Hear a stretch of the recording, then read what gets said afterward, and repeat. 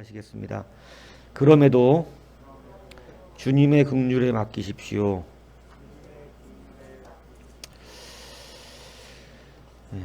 여러분, 그럼에도 여러분이 붙들어야 되는 것은 주님의 긍휼입니다. 이것이 실제된 은혜가 되기를 축복합니다. 사사기를 보면 이스라엘은 하나님 앞에 패역하게 죄를 지었다가 회개했다가, 패역하게 죄를 졌다가 회개했다가. 근데 이거 제가 가만히 성경을 보니까 이게 사사기만 그런 게 아니더라고요. 이게 출애굽 때도 하나님 10번 배신해요. 출애굽할 당시도. 근데 가만히 보니까 창세기부터 배신의 역사예요. 아담과 하와가 배신해요. 아버지를.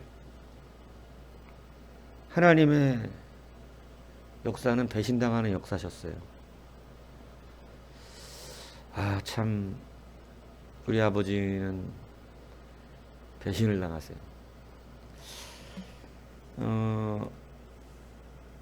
근데 이제 그게 두드러지게 아예 그냥 노골적으로 써져 있는 게 사사기라서 탁 티가 나죠.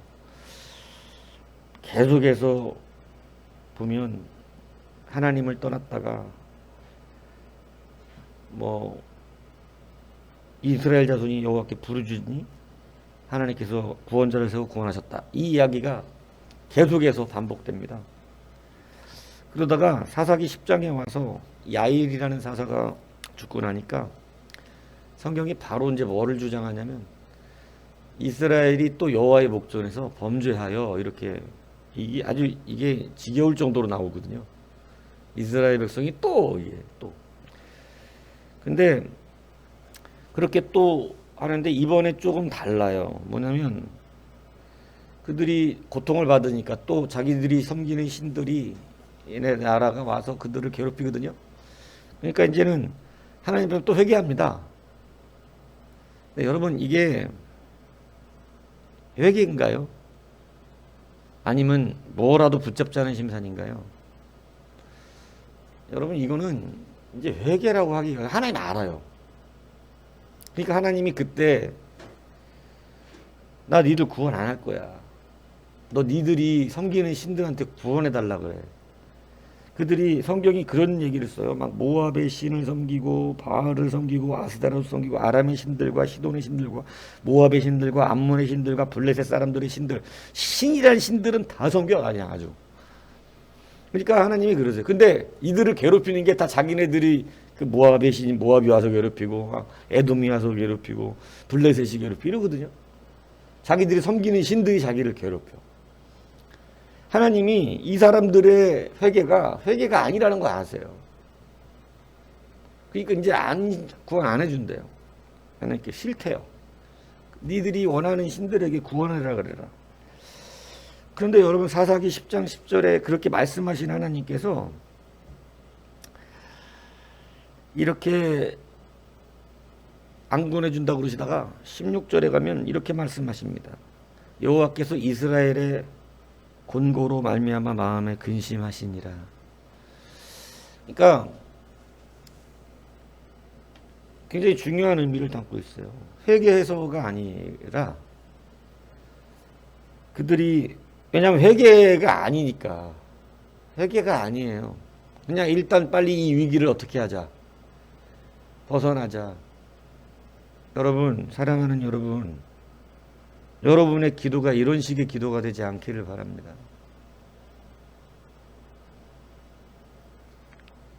어려우니까 힘드니까 빨리 이거 벗어나자, 이렇게 해서 하나님께 가까워지는 척하면 그 사람은 그 위기 벗어나면 또 안 해요. 이 사사기가 딴 데만 있는 게 아니라니까. 성경에만 있는 얘기가 아닙니다. 우리들이 이래요. 이러고 살더라고 보니까. 나 많이 뭐 저도 그런 것 같아. 막 힘들 땐 하나님 막 그래. 근데 이게 회개가 안 되는 이유는 딱 위기 벗어나면 또 해. 어려운 거 벗어나면 또 그런다고. 하나님도 알아요. 그런데 고통받고 그것 때문에 괴로워하고 힘드는 모습을 보니까 우리 하나님 아버지께서는 그게 아프세요. 그러시면서 호세아서까지 쭉 연결이 되는데 계속 배신의 역사입니다. 아버지는 너무 많이 배신을 당하죠. 그때 하나님이 호세아 11장에 가서 이렇게 말씀하십니다. 내 마음이 내 속에서 돌이키어 나의 국률이 온전히 거의 아버지의 마음이 눈물같이 고백을 하시는 거예요. 내 마음이 내 속에서 돌이키어 나의 국률이 온전히 불붙는 듯하다. 내가 다시는 너희를 멸하지 아니하리니 나는 하나님이요 사람이 아니다. 그러니까 그들이 잘하는 게 없어요. 계속해서 배신해요. 근데 하나님이 이제는 뭐라 그러냐면 내가 니들 벌하지 않겠다 그래요. 벌하지 않겠다. 왜냐하면 나의 마음이 아프다. 그런데 그러실 수밖에 없는 게 뭐냐면 나는 사람은 나가 하나님이기 때문에. 하나님은 우리의 어떤 모습 때문에 긍휼을 베푸시지 않고 그냥 하나님이셔서 베푸시는 거예요. 다시 말하면 아버지시기 때문에 베푸는 거예요. 이게 주님의 긍휼입니다. 안 되니까 사람이 안 돼요. 아무리 하나님이 말씀을 하고 혼을 내기도 하고 이러는데 안 돼. 그 배신의 연속이야. 성경은 배신의 연속이야. 심지어는 예수님도 배신당해. 가룟 유다, 베드로 그죠? 아마 천국에 가셨으니까 그렇지 이 땅에 계셨으면 계속 배신당했을 거예요. 안 되더라는 거예요. 그래서 우리 때문에 용서해 주시는 것이 아니라 하나님이셔서 나는 사람이 아니고 하나님인데 내가 너희들 더 이상 그것으로 멸하지 않겠다. 이게 이제 회개하고 잘해서가 아니라 그냥 하나님이 그냥 그렇게 아프대요, 마음. 그게 너무 아파서 내가 너희들 멸하지 않을 거야. 이렇게 말씀하는 거예요. 여러분 결론적으로 말씀드리면 우리는 주의 긍휼로 사는 겁니다. 그리고 거기서 사람의 겸손을 알 수가 있어요. 주님은 우리의 모습과 관계없이 용서하신다는 거예요. 성경이 그걸 말해주고 있어요. 처음부터 끝까지 배신하는데 주님은 용서하시겠다는 거예요. 오늘 나오미의 이야기를 통해서 제가 그 얘기하려고 앞에 걸 길게 얘기한 건데 베들레헴을 떠날 때만 해도 많은 사람들을 술렁이게 했던 게 이 나오미 가족, 엘리멜렉의 가족입니다. 부자로 나왔습니다. 성경에 보면 잠시 흉년 동안만 피하려고 나온 거예요, 사실은. 아주 빠꼼이죠. 빼꼼이죠. 저는 엘리멜렉 스타일은 아니에요. 저는 이게 안 돼, 저는. 그러니까 지금 집에서 머리 좀 썼으면 나왔을 거야, 지상으로. 머리 좀 쓰고 막 굴렸으면. 근데 그걸 못해. 이 지혜가 없어. 그런 데에 대한 지혜는 없어. 빼꼼하지가 못해. 근데 우리 집사람도 막 그런 게 없어. 곰과 곰이 사는 것 같아, 내가 볼 때는. 막 누가 보면 되게 내가 그런 거 똑똑하고 잘할 줄 아는데 전혀 그래 안 돼. 우리는 그 실력이 없, 그런 게. 그냥 살면 사는 거야, 그냥 거기서. 아마 머리 좀 쓰고 막 이랬으면 세상 좀 원리 금전 돌아가는 거 좀 깔끔하게 잘 활용하고 지금도 그런 게 많다 그러더라고. 얼마든지 나올 수 있는 저기가. 근데 그런 걸 못해요.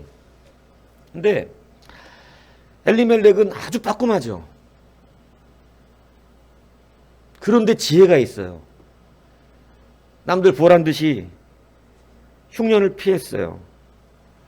그리고 자기 소견에 생각한 대로 지금 잠시만이야, 잠시만. 베들레헴 전체가 그 집안이 나가는 걸 다 봤어요. 그러니까 뭐 성경에 보면 여러분 알잖아요. 나중에 나오미가 돌아오니까 막 나오미가 돌아왔어. 나오미가 다 알아, 다 막 베들레헴. 떠날 때만 해도 지혜로운 것 같았고 많은 사람들의 어쩌면 손가락질을 받았을 수도 있고 떵떵거리며 많은 것 갖고 나가서 나는 이렇게 지혜로워 잘 먹고 잘 살 것이다. 거기서 아들도 결혼까지 시켰고 잘 돼서 돌아와서 다시 보란 듯이 베들레헴에 살겠다. 지금은 잠시 내가 어쩔 수 없이 이 신앙을 좀 떠나지만 이 나중에 다시 올 것이다. 결국은 뭐 이런 거죠. 뭐 왜냐하면 거류한다고 돼 있어요. 그러니까 거기서 정착하겠다는 뜻이 아니었어요. 그런데 여러분 이렇게 풍족하게 나가서 잘난 척하고 나갔던 엘리멜렉이 죽습니다. 그리고 두 아들이 죽어버려요. 말 그대로 다 잘난 체 했는데 완전 쪽박이 된 거죠. 자존심이 상할까요? 안 상할까요? 여러분 같으면 돌아가겠습니까? 베들레헴으로? 여러분 이게 제가 예전에도 보면요. 사업 잘 될 때 교회 열심히 일해요. 막 목사님들 용돈 딱딱 드리고 막 밥도 딱딱 잘 사. 교역자들 데려다가 비싼 밥 많이 사주더라고. 근데 어느 날 망하니까 교회를 떠나. 왜요? 창피한 거야. 부끄러워. 이거 도저히 뭐 세상 말로 쪽팔려서 이거 교회를 다닐 수가 있나 이거. 그렇게 잘난 체 해고 교회에다 돈 좀 쓰고 그랬는데. 근데 사업이 망해갖고 어려워지니까 교회 못 나오더라고요. 어느 분네 교회는 어느 부부가 막 이혼하려고 그랬대요. 그래갖고 교인들이 막 위로하고 또 참 다독거려서 이 부부가 막 서울 이혼하려고 막 죽일 듯이 쌍욕하고 살다가 교회가 막 기도해주고 이러면서 다시 재개가 됐는데 너무 사이가 좋아진 거야. 그러면 목사님을 찾아왔더래 두 부부가. 저희 교회 떠난다고. 그러니까 황당했더래요. 감사한다고 올 줄 알았대. 근데 교회 더 이상 못 다닐 것 같다고. 다른 데로 가야겠다고. 왜 그러냐 그랬더니 창피하다고. 교인들이 다 안다고 우리를. 여러분 저는 이거 알아요. 실제로 제 주변에서도 우리 교회에서도 몇 사람이 그런 말을 해요. 가고는 싶으나 창피해서. 너무 나를 잘 알아서 이런 소리들 하더라고. 나를 너무 잘 알아서 안 되겠다고. 그러니까 안타깝죠. 근데 여러분 그렇게 또 베들레헴이 떠들썩하게 나갔던 나오미 잘난 체하고 그렇게 잘난 척하고 막 돈 맞고 풍족하게 나가고 그죠? 막 있는 것처럼 그죠? 뭔가 막 대단한 것처럼 나가서 대단하게 돌아올 것처럼 마치 거기 남는 사람들이 미련한 것처럼 우리를 잘 봐라 얼마나 저기 하는지를. 그런데 여러분 자기네들의 소원대로 되진 않았다.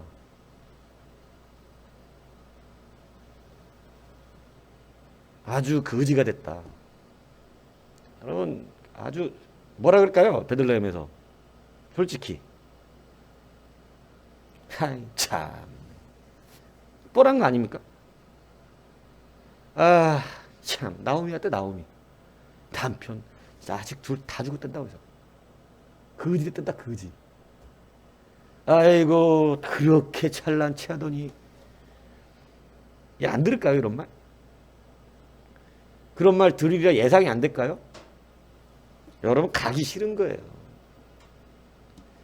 가도 조용히 변두리에 가서 혼자 살다가 조용히.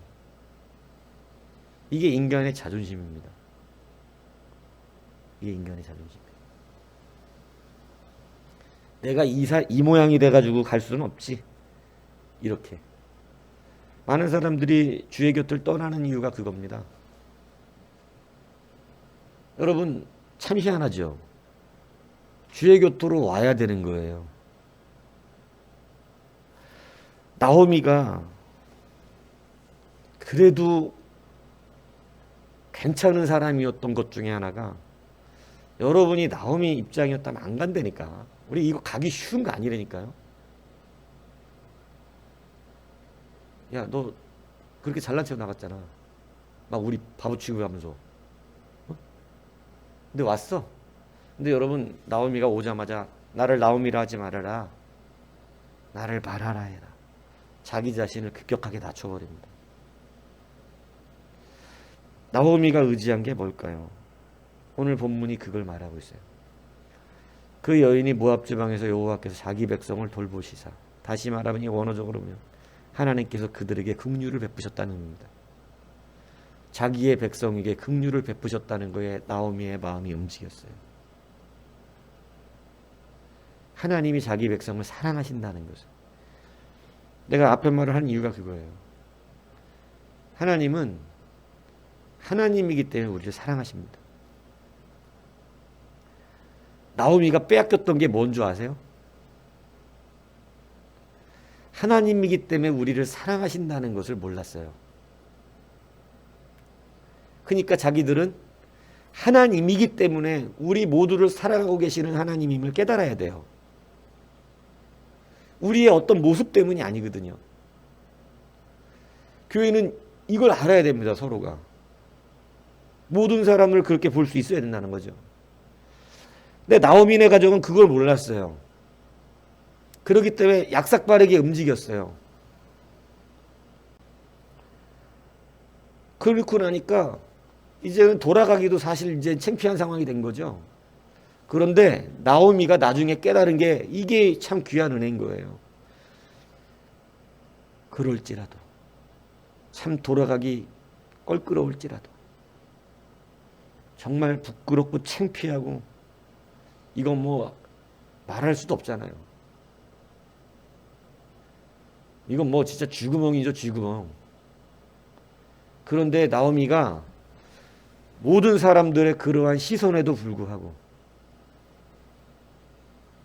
내가 마라의 취급을 받고 손가락질을 받은 한이 있어도 이제 나는 누구의 긍휼 안에 들어가야 한다는 거예요. 하나님의 긍휼입니다. 아버지의 사랑입니다. 울고 계시는 아버지의 그 가슴 아픔. 호세아서를 통해서 내가 아프다. 내가 니들을 보면 아파. 여러분, 이걸 느낀 거예요. 아버지의 아픔. 근데 아버지의 그 긍휼이 자기가 사는 생명이 된다는 사실을 나오미는 깨달았던 것이죠. 이러한 절망 가운데 나오미가 의지한 건, 맨 마지막 끝에 의지한 것은, 왜냐하면 자기의 상황은 너무 절망적이에요. 누구도 자기의 기업을 물려줄 사람도 없다고 생각했어요. 제가 가만히 본문을 보니까 사람이 없어서 없는 게 아닌 거더라고. 뭔 얘기인지 이해가세요? 그렇게 설레발치고 나갔는데 싸가지 없는 짓을 한 거잖아요. 여러분 같으면 해주겠냐고.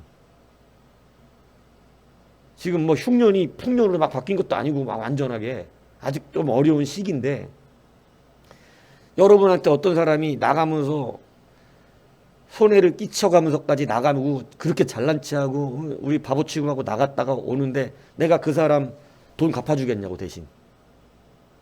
여러분, 우리 그거 쉽지 않아요. 우리도 손가락질 하겠지. 너 내가 나갈 때 그랬지. 그런다고. 너 씨, 그렇게 잘난 체 하더니, 아, 고소하다, 이 쌍놈의 새끼. 이럴 거 아니냐고, 우리도.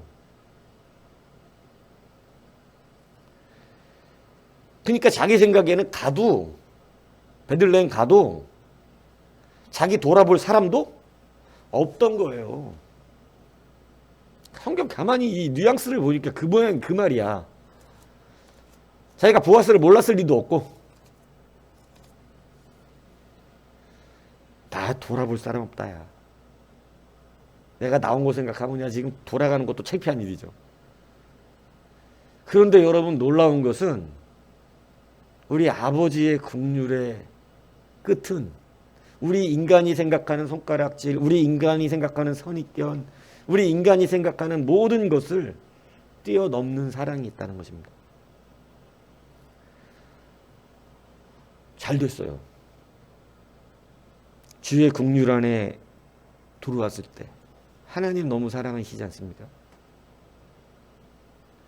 아니 앞에 거는 묻지 않으시나? 좀 앞에 거 좀 안 물으시나?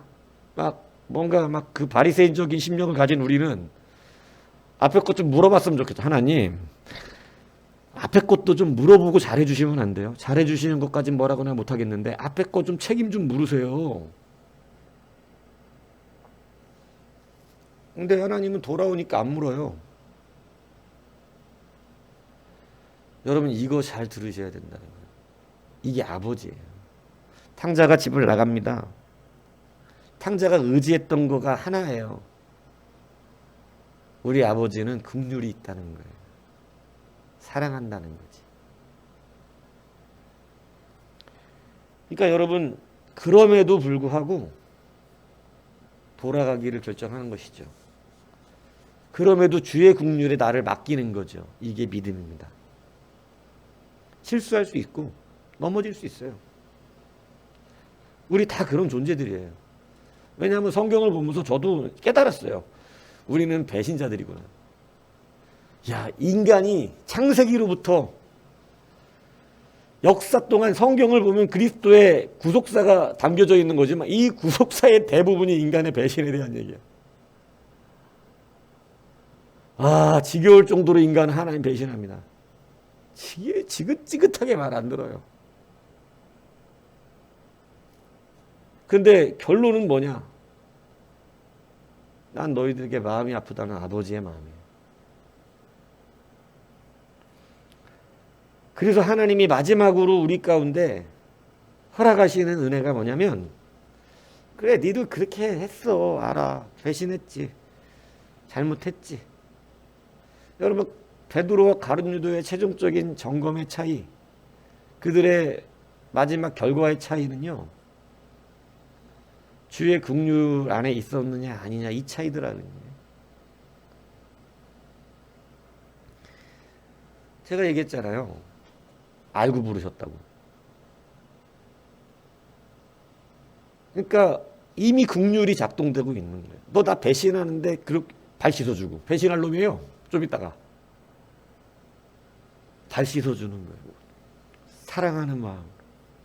여러분 이게 예수님이 지금 발 씻어주시면서 좀 이따가 나 모른다 그럴 놈이고 저주까지 할 놈인데 발을 씻어주시고 계시다는 게 이해가 갑니까? 이건 내 살이라 먹으라 그러고. 여러분 이게 주의 긍휼이라고요. 그래서 우리는 겸손할 수밖에 없고 우리는 낮아질 수밖에 없어요. 여러분 다시 말씀드리지만 수치스럽습니까? 부끄럽습니까? 근데 괜찮습니다. 왜냐하면 그렇기 때문에 지금 주님께로 다시 오셔야 합니다. 그렇기 때문에 주의 긍휼에 나를 맡기셔야 합니다. 수많은 손가락질이 있음에도 불구하고 많은 사람들이 수군거릴 것임에도 불구하고 스스로를 낮출 수 있어야 돼요. 나는 마라예요. 나를 나옴이라 하지 마세요. 나는 그렇게 좋은 이름을 가질 만한 인간이 아닙니다. 저는 마라예요. 제 스스로가 인정합니다. 저는 그런 사람입니다. 오늘 제가 구하는 건 오직 아버지의 긍휼입니다. 나를 두고 아파하고 계시는, 나 때문에 울고 계시는, 내가 너를 멸망시키지 않을 거야. 여러분 뭐 한계에 있어야지 그 말도 은혜가 되는데, 근데 여러분 진짜 은혜롭죠. 주님은 결국 호세아서에 가셔서 니들 내가 안 건들 거야 이렇게 말씀해 보시니, 여전히 죄짓고 있는 백성들에게 살려준다는 겁니다. 대신 뭐만 하라는 거예요? 내 국률로 들어와라. 그냥 내가 국률이 베풀 때니까 국률 안에 있어라. 우리가 이건 합시다. 이건 해야죠. 이것도 안 해. 앞에 거 다 물어보시잖아. 안 물어보셔. 뭐 무슨 생각으로 살았던, 뭔 짓을 했고 살았던 앞에 거 안 물어보시고, 오늘 내가 주의 긍휼이 필요한 자로 돌아오기만 한다면, 그러면 잘해주셔. 그거 열받은 거예요. 저기 형이, 아버지가 동생 오니까 앞에 거가 좀 물어봐야 되잖아. 앞에 거. 아버지, 저 새끼가 아버지 돈 갖고 가서 싹 날려먹은 새끼입니다. 에? 창기들하고 놀았어요. 나갈 때 뻥뻥거리고 잘 먹고 잘 살아서 잘 돼서 돌아오겠다고 나갈 새끼가 사업은 안 하고 가가지고 창기들하고 놀다가 돈 떨어지니까 배고프니까 들어온 새끼예요. 아버지, 그런 놈의 새끼를 위해서 지금 잔치를 벌이세요? 라고 말하잖아요. 근데 아버지가 말하는 건 긍휼이야. 돌아왔잖아. 여러분, 이게 우리 하나님입니다. 하나님 오늘 여러분도 그렇게 사랑하십니다. 우리가 그 긍휼 안에 들어가셔야 합니다. 나오미가 다 실패한 것 같은데 성공한 사람입니다. 지금까지는 실패했을 수 있습니다. 그러나 이제는 긍휼에 들어가십시오. 자존심, 수치스러움, 부끄러움, 그거 스스로 말하고 들어오세요. 나는 말합니다. 그리고 주의 긍휼을 다시 붙드십시오. 우리 안에 얼마나 많은 자존심이 있습니까? 얼마나 많은, 우리는 수치를 감당해내기 싫어하는 그런 우리들의 마음들이 있습니까?